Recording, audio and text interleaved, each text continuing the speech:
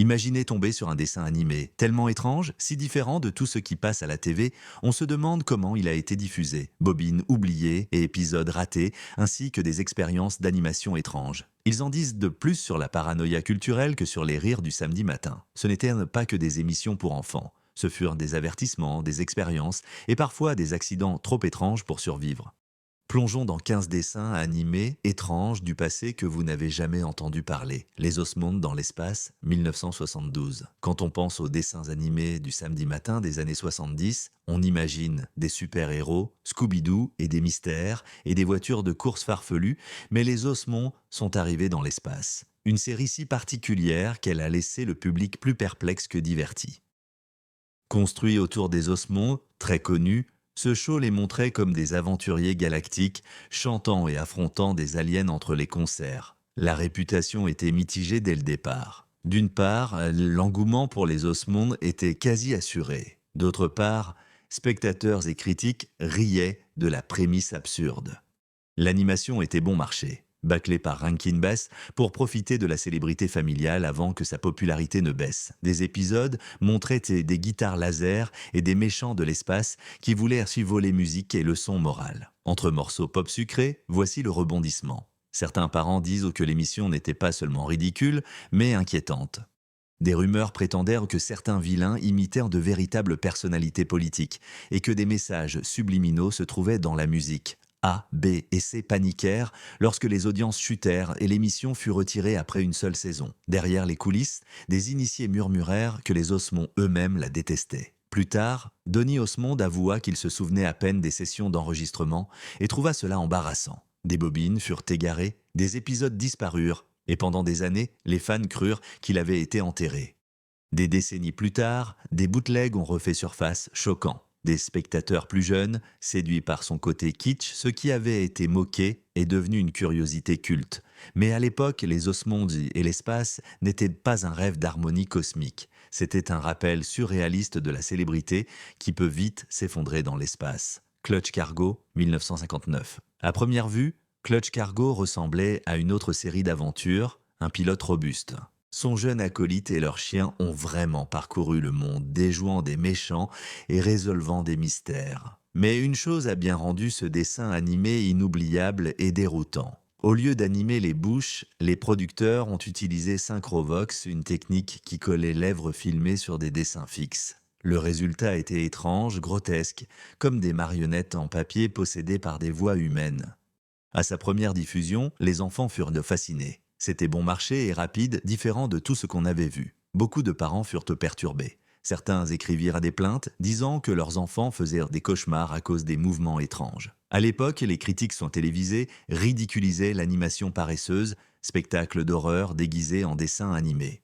Derrière les coulisses, la synchronisation, VX n'était qu'une mesure de réduction des coûts. Clark Haas et le caméraman Edwin Gillette voulèrent produire rapidement des épisodes avec peu de budget et cela a fonctionné. Les épisodes ont été réalisés en une fraction du temps nécessaire à l'animation traditionnelle, mais le compromis était inoubliable. Un regard étrange et obsédant que les téléspectateurs n'oublieraient pas, même s'ils le voulaient.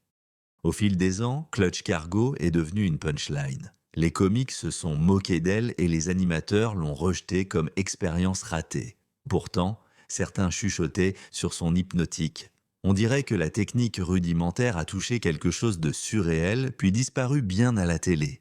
Des bandes pirates l'ont tenu en vie. Aujourd'hui, c'est un trésor culte pour les historiens d'animation. Ce qui autrefois effrayait les enfants, fascine maintenant les chercheurs. Avec le recul, Clutch Cargo révélait comment le désespoir et l'innovation peuvent créer quelque chose d'inoubliable, même pour de mauvaises raisons. Les Mighty Orbots 1984. À l'époque des robots géants des années 80, de Transformers à Voltron, une série osa être plus étrange, les Mighty Orbots, produit par TMS au Japon et diffusé en Amérique par ABC. Elle mêlait l'art animé et l'esthétique des séances du samedi matin avec Quirk. Le principe ? Un jeune savant nommé Rob Simmons commandait 6 robots étranges qui s'assemblent en une machine inarrêtable, l'Orbot. À première vue, ils semblaient promis au succès. L'animation était éblouissante comparée à ses rivaux américains. Les personnages étaient colorés et les combats contre l'Empire des Ombres allaient vite et étaient fluides. Pourtant, la série n'a duré que 13 épisodes avant de disparaître. Pourquoi ? Voici où l'histoire prend une tournure étrange. Peu après sa sortie, le géant des jouets Tonka a poursuivi en justice, affirmant que Mighty Orbots était trop similaire à sa propriété concurrente Gobos. ABC, paniqués par les retombées juridiques potentielles, ont discrètement retiré la série. Mais des rumeurs circulaient selon lesquelles la vraie raison n'était pas seulement des procès. Certaines sources internes disent que les dirigeants étaient été déstabilisés par l'impression que cela paraissait trop japonais, trop stylisé et pas conforme à ce que les enfants américains avaient l'habitude. Les fans qui l'ont vu à l'antenne n'ont jamais oublié les personnalités des robots, allant du bout timide à Ono, la flirtante, et créant un mélange d'humour et d'héroïsme. Mais dans les coulisses, le procès s'est gelé. Les accords de merchandising s'effondrent, écrasant ses chances de survie. Pendant des années, les épisodes se font rares, échangés seulement entre collectionneurs sur des bootlegs VHS, puis à l'ère d'Internet. Il refait surface, salué pour son art et pleuré comme une autre victime de la paranoïa des firmes. Les Mighty Orbots n'ont pas disparu à cause de mauvaises audiences. Ils ont disparu trop étranges, trop avancés et trop risqués pour leur époque. Les nouvelles aventures de Huckleberry Finn. Ce n'était pas un dessin animé ordinaire. En fait, c'était l'une des premières expériences télévisuelles mêlant images réelles et animation. NBC présente les nouvelles aventures de Huckleberry Finn et met en scène 3 acteurs réels, Huck, Tom et Becky, dans un monde entièrement animé. Chaque semaine, ils fuyaient le sinistre et, guidés par DJ Joe, tombaient dans des aventures sauvages allant des 1001 nuits à des paysages futuristes. L'émission était ambitieuse, peut-être trop ambitieuse. Hanna-Barbera a investi dans ce projet, le présentant comme l'avenir de la télévision. Pour le public n'était pas prêt. Certains ont trouvé les enfants mal à l'aise dans ce live-action. Leur dialogue raide contrastait avec les pitreries des vilains des dessins animés. D'autres l'ont trouvé inquiétant. Les enfants paraissaient piégés par un monde surréaliste autour d'eux. Les critiques étaient divisées. Certains louaient de sa fusion audacieuse, d'autres la raillaient, la qualifiant de gadget. Des rumeurs circulaient selon lesquelles le processus technique était difficile. Les animateurs étaient souvent en retard sur le planning, laissant des épisodes assemblés dans un style chaotique. NBC a coupé court après une saison, laissant 30 épisodes comme héritage. Des années et on l'a vraiment oublié, la syndication l'a ignoré, et de jeunes spectateurs ignoraient son existence. Mais des historiens de l'animation l'ont redécouvert, montrant qu'il annonçait des techniques utilisées dans Qui veut la peau de Roger Rabbit. Aujourd'hui, on retient moins une aventure pour enfants, et plus un échec pionnier montrant que l'innovation peut venir avant que le public soit prêt. Les nouvelles aventures de Huckleberry Finn étaient audacieuses, bizarres et finalement trop étranges pour leur propre époque.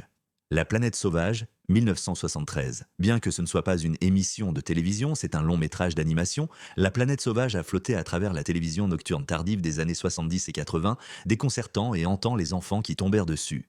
Cette coproduction franco-tchécoslovaque était surréaliste à tous les égards, racontant un futur où des humains fragiles seraient réduits en esclavage par des extraterrestres bleus appelés drags visuellement. Cela dépassait tout ce que l'animation occidentale avait produit. Les personnages se déplaçaient lentement selon des rythmes oniriques. Les paysages ressemblaient à des peintures vivantes, peuplées de créatures grotesques ressemblant à des insectes. Le ton était hypnotique, moitié science-fiction, moitié cauchemar. Mais voici le rebondissement. Quand les diffuseurs américains ont tenté de le diffuser tard dans la nuit, les parents se sont révoltés. Les images étaient trop étranges, trop effrayantes. Certaines chaînes l'ont carrément interdit, affirmant qu'il n'était pas adapté aux jeunes ni à une programmation familiale. Des censeurs dans plusieurs pays s'inquiétaient de ces allégories. Après tout, n'était-ce pas une parabole sur l'oppression et la révolution sociale? Dans les coulisses, René Laluce a lutté contre des budgets et des ingérences politiques et fit entrer des œuvres surréalistes dans le monde sous la guerre froide. Suspicion, le film, à peine distribué en Amérique malgré son prix du jury spécial à Cannes. Pendant des décennies, il n'a circulé que dans des cercles cultes, murmuré comme le dessin animé le plus étrange jamais diffusé. Aujourd'hui, les critiques en font un chef-d'œuvre de l'animation pour adultes, mais son héritage vit dans les souvenirs des enfants qui, en croyant regarder un dessin animé drôle, se retrouvent plongés dans un rêve lent et obsédant. Une planète fantastique n'était pas un divertissement, c'était un avertissement enveloppé dans une beauté surréaliste qui pouvait terrifier autant qu'elle pouvait ravir. Les aventures de Mark Twain 1985, l'animation stop-motion, a toujours porté une étrange aura. mais celles de Mark Twain l'ont mené à des extrêmes très inquiétants. Réalisé par Will Vinton, ce film Claymation a donné vie au humour américain d'une façon qui n'était pas drôle. Twain, pilotant un dirigeable dans le cosmos, fait voyager Tom Sawyer, Huck Finn et Becky Thatcher à travers des aventures surréalistes tirées de ces histoires. La réputation publique était mitigée. Des enfants qui espéraient un divertissement léger rencontrèrent des paraboles philosophiques. La séquence infâme, l'inconnu, choqua quiconque voyait un ange sans visage nommé Satan qui construit un monde d'argile pour le détruire ensuite d'un seul geste cruel. La version télévisée, parfois censurée, présentait la scène.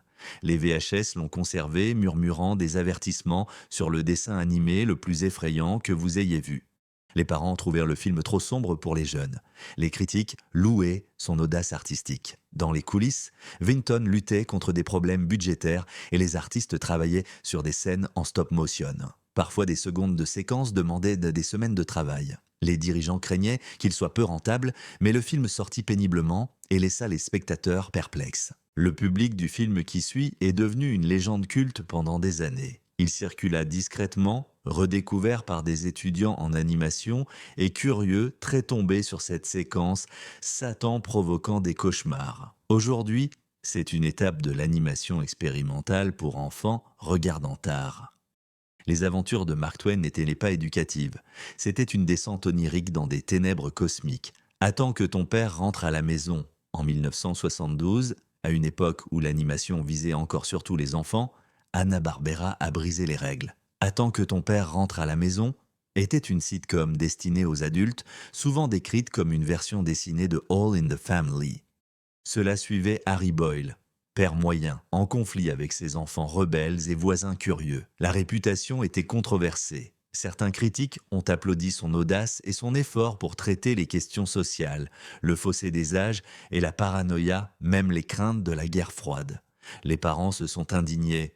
Beaucoup s'attendaient à ce que Hanna-Barbera propose des pitreries à la Scooby-Doo et non à des débats animés sur le Vietnam et les droits civiques. Des affiliés A, B et C ont reçu des lettres demandant son annulation, tandis que d'autres murmuraient que c'était de la propagande anti-américaine. Dans les coulisses, la production était tout aussi tendue. Les scénaristes se demandaient jusqu'où poussait la satire, certains épisodes ayant été retirés car trop inflammatoires.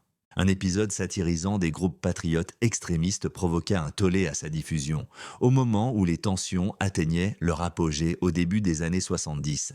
Les annonceurs retirèrent leur publicité et les dirigeants du studio paniquèrent. Il dura 3 saisons de plus que la moyenne. Ensuite, la série fut enterrée en syndication et rarement rediffusée.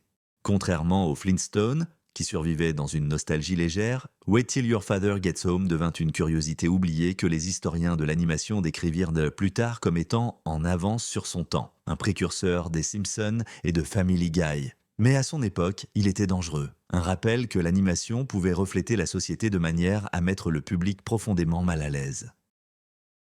Les Banana Splits Adventure Hour, 1968. En apparence, les Banana Splits Adventure Hour ressemblaient à un spectacle sans danger, 4 mascottes animales loufoques, Fliggle, Bingo, Drooper et Snorky, jouant dans un groupe réel et présentant des segments animés. Mais pour beaucoup d'enfants, ce n'était pas amusant du tout. C'était effrayant, les personnages, conçus comme des hommes portant des costumes trop grands, dansaient et chantaient avec un entrain exagéré. Pourtant, leurs mouvements étranges, leurs grands sourires et leurs pitreries chaotiques dérangèrent les jeunes spectateurs. Certains les comparaient même à un cauchemar psychédélique. Les critiques les jugeaient comme un mélange bizarre entre un spectacle de chats et une variété surréaliste. L'expérience de Hanna-Barbera visait à rivaliser avec le singe. Des rumeurs circulaient selon lesquelles certains segments repoussèrent les limites, notamment l'aventure sérialisée Danger Island qui offrait des combats intenses et des cliffhangers inquiétant les parents que la violence soit trop forte pour les enfants. The Beanie and Cecil Show, 1962, créé par Bob Clampett, l'un des esprits fous de classiques Looney Tunes. Beanie and Cecil était présenté comme une comédie d'aventure pour enfants. Il suivait Beanie, un garçon au bonnet à hélice, et son ami Serpent Cecil, peu malin mais adorable.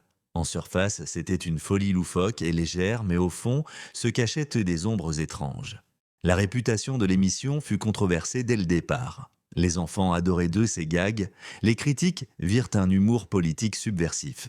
Personnages comme Dishonest John reflétaient la paranoïa de la guerre froide, et certains épisodes s'attiraient dès la censure télévisée. Même des politiciens. Des parents écrivaient des lettres indignées, affirmant que l'émission corrompait leurs enfants par des thèmes adultes. En coulisses, la répression s'opposait à A, B et C. Les capteurs fonctionnaient sans relâche. Les storyboards furent rejetés, des blagues réécrites et des épisodes retardés. Des rumeurs disaient que quelques épisodes avaient été retirés avant diffusion. Ils furent jugés trop polarisés politiquement. Au cours des années 60, des animateurs de télévision admettaient plus tard avoir glissé des gags visuels pour se moquer du réseau. Rocket Robin Hood, 1966. Imaginez Robin des Bois non pas dans la forêt de Sherwood, mais dans l'espace. Tel était le pitch étrange derrière Rocket Robin Hood, une série d'animation canadienne lancée au milieu des années 60. Elle réinventa le hors-la-loi classique en héros spatial futuriste, volant aux tyrans intergalactiques et donnant aux opprimés à travers le cosmos. Le concept semblait audacieux, mêlant littérature et science-fiction. Mais ce qui était diffusé ressemblait à un patchwork d'animation recyclée et de décors irréels menaçants. La réputation de la série s'est vite dégradée. C'est fascinant. Les personnages se figent souvent au milieu de l'action, les images réutilisées clignotent maladroitement et le rythme est hypnotique. Certains téléspectateurs maudissaient les épisodes, ce qui leur donnait des cauchemars derrière les coulisses. Le chaos était encore plus étrange. Le studio était rongé par des coupes de budgétaires et des délais si serrés que les animateurs réutilisaient souvent des séquences entières où les doubleurs se plaignaient de scripts incohérents tandis que les critiques se moquaient de son atmosphère involontairement inquiétante. Les dirigeants de CBC auraient été embarrassés. Mais ils l'ont obstinément maintenu en vie pendant plusieurs saisons afin de remplir des créneaux de diffusion télévisuelle. Avec le temps, son étrangeté est devenue son charme. Les fans ont collecté des bootlegs, riaient de ses scènes d'action maladroites, mais admiraient de son audace. Aujourd'hui, elle est considérée comme une curiosité culte, un récit édifiant sur l'ambition qui se heurte à des ressources limitées.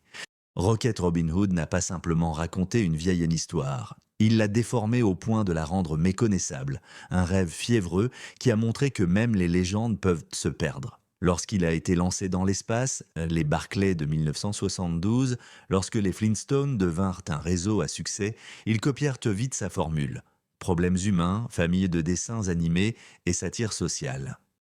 Entrez les Barclay, une série courte sur une famille canine vivant comme des humains avec des enfants rebelles et des drames au boulot et des querelles de banlieue, réputation tiède. Les critiques l'ont rejeté comme contrefaçon. Les enfants étaient déroutés par morale lourde et moralisatrice. Chaque épisode se terminait par leçon moralisatrice, délivrée par le père Arne Barclay sur un ton bourru. Beaucoup d'enfants détournèrent tard le regard pendant que les adultes levaient les yeux. La controverse éclata vite. Des groupes de parents accusèrent l'émission d'insinuer un commentaire sur les luttes de classe et des épisodes montrant des conflits au travail ou des ados rebelles touchant trop les téléspectateurs conservateurs. Des rumeurs ont circulé, selon lesquelles les censeurs imposeraient des intrigues réécrites et une politique atténuée. Dans les coulisses, les problèmes de production s'accumulaient et l'équipe de Hanna-Barbera recyclait des animations d'archives, créant des séquences maladroites qui ressemblaient à des clones de séries antérieures. Les doubleurs, y compris Henry Cordon, peinaient sur des scripts dépourvus d'humour. Les audiences ont chuté et la série fut annulée après seulement une saison pourtant. Les Barclay n'ont jamais disparu. Ils refont surface en syndication pendant des années, étonnant les jeunes spectateurs. Aujourd'hui, on se souvient moins d'eux comme d'un dessin animé et plus comme un écho des tentatives de télévision pour répéter le succès. Barclay n'était pas intemporel comme les pierres à feu. Un rappel, suivre les tendances, mène à bizarreries oubliées. 1971. Contrairement à la plupart des dessins animés oubliés, Le Point. Cela n'a pas commencé comme une bizarrerie du samedi matin. Il a commencé comme un spécial télévisé psychédélique avec un message obsédant créé par le musicien Harry Nilsson. Il raconte l'histoire d'Olio, le seul garçon à la tête ronde dans un pays où tous les autres avaient la tête pointue, exilé avec son chien. Haro Olio errait dans des paysages étranges, peuplés de créatures et de leçons cryptiques, lors de sa première diffusion sur A, B et C. Captivait certains, effrayait d'autres. La narration, Dustin Hoffman, puis remplacée par Ringo Starr en rediffusion, donnait une atmosphère onirique qui inquiétait les enfants. Ces thèmes de la conformité, d'aliénation et d'exil ont paru profonds aux adultes, mais ont laissé les enfants perplexes, voire effrayés. Des rumeurs circulaient sur des significations cachées. Était-ce une allégorie de la contre-culture ou d'une rébellion contre-culturelle? Une critique de la conformité pendant la guerre froide? Ou simplement une expérience psychédélique allée trop loin? Certains parents ont exigé son retrait, le jugeant trop étrange pour les enfants. Dans les coulisses, Nielsen dut lutter contre le scepticisme des dirigeants du réseau qui craignaient que le projet soit rentable. Les animateurs peinaient vraiment à saisir sa vision, sans directive. Malgré tout, le spécial fut diffusé une fois puis oublié, réapparaissant par morceaux dans des diffusions et copies pirates. Au fil du temps, il a acquis un statut culte. Les musiciens, les artistes et les éléphants l'ont salué comme un chef-d'œuvre oublié d'une animation outsider aujourd'hui. Cela demeure à la fois une curiosité et une preuve que parfois les programmes pour enfants véhiculent assez la vérité, des réseaux si étranges n'osaient pas les répéter. Johnny Cypher dans Dimension Zéro, 1967. Parmi tous les dessins animés oubliés, peu d'entre eux sont aussi étranges ou aussi inquiétants que Johnny Cypher dans Dimension Zéro, produit par un petit studio et diffusé sur les réseaux de télévision américains à la fin des années 60. Le récit suit le scientifique Johnny Cypher qui utilisait un dispositif appelé la ceinture Dimension Zéro pour se rétrécir jusqu'à une taille subatomique ou se propulser dans des dimensions extraterrestres. Ce qui aurait pu être une aventure pulp ordinaire devient quelque chose de bien plus étrange. La réputation était infâme chez ceux qui s'en souvenaient. Des épisodes sortaient à la vitesse fulgurante, souvent plusieurs par semaine, ce qui signifiait une animation grossière et recyclée. Le dialogue était précipité et les intrigues se déroulaient comme dans un rêve, avec une logique. Des enfants en quête d'aventure se retrouvèrent plongés dans des intrigues surréalistes sur des êtres cosmiques vivant des planètes. Des parents se plaignaient que c'était vraiment assez déroutant et effrayant. Des rumeurs circulèrent, les visuels étranges ressemblaient trop à des hallucinations, poussant certaines chaînes à les retirer. Les critiques l'ont traité de science-fiction bon marché. Les enfants murmuraient pourtant en l'admirant. Johnny se demandait s'il luttait contre des extraterrestres ou des démons d'un autre royaume. Dans les coulisses, la course à produire des épisodes a provoqué le chaos. Les scénaristes recyclèrent les intrigues, les animateurs réutilisaient les fonds et les voix manquèrent de direction. Certains initiés plaisantent. Dimension Zéro n'était pas un décor d'histoire, mais le budget réel. Pour autant, l'immense volume d'épisodes, plus de 100, en moins d'un an, fit sa singularité dans l'histoire de la télévision. Elle a laissé sa marque dans l'histoire télévisuelle. Au début des années 70, elle avait disparu. Pas de rediffusion, pas de produits dérivés, aucune empreinte culturelle, seulement des fragments de mémoire chez ceux qui l'avaient vue. Des décennies plus tard, des épisodes rares réapparaissent dans les échanges VHS, surprenant les spectateurs par leur caractère surréaliste et obsédant. Johnny Cypher dans Dimension Zéro n'était pas seulement oublié, il a été effacé comme si les réseaux eux-mêmes voulaient le cacher. Et cela en fait le dessin animé le plus étrange. Vous n'avez jamais entendu parler d'un épisode ayant échappé au temps, ne laissant derrière lui que des questions venues de l'espace, et conduisant Robin Hood vers des anges sans visage et des souris psychédéliques. Ces dessins animés nous rappellent que le passé de l'animation est rempli d'expériences. Trop étranges pour durer, ils ont disparu, censurés ou enterrés, mais leurs ombres demeurent. Laquelle de ces bizarreries vous a le plus choqué? Commentez ci-dessous, aimez et abonnez-vous, et poursuivez l'exploration des coins oubliés de la culture pop. Lancelot Link, Chambre secrète 1970, les thrillers d'espionnage dominaient la télévision dans les années 60. Pourquoi pas faire une parodie avec des chimpanzés? C'était la logique étrange derrière Lancelot Link, Chambre secret, une série en prise de vue réelle où des chimpanzés entraînés, vêtus de costumes, jouent des aventures d'espionnage tandis que des voix humaines doublent leurs dialogues. L'accueil du public fut immédiat, mêlant curiosité et malaise. Certains enfants adoraient les pitreries absurdes des chimpanzés qui parlent et qui affrontent des méchants comme Baron von Butcher. D'autres trouvaient cela perturbant avec les mouvements forcés des animaux, leurs yeux vitrifiés et la façon dont leur bouche était manipulée pour suivre des voix humaines. Dans les coulisses, la production était chaotique. Les dresseurs avaient du mal à maîtriser les chimpanzés qui étaient souvent récalcitrants, agressifs ou imprévisibles. Des rumeurs circulaient au sujet de blessures sur le plateau et des droits des animaux. Des défenseurs soulevaient des préoccupations bien avant que de tels problèmes ne soient largement discutés. Le budget a gonflé alors que les dresseurs et les décors étaient constamment endommagés par les acteurs.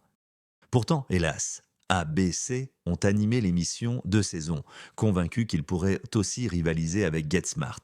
À la place, les critiques la moquèrent sans cesse et le public se détourna. La syndication lui offrit une brève postérité, mais vers la fin des années 70, Elle fut enterrée. Aujourd'hui, Lancelot Link survit comme relique bizarre, drôle et profondément étrange.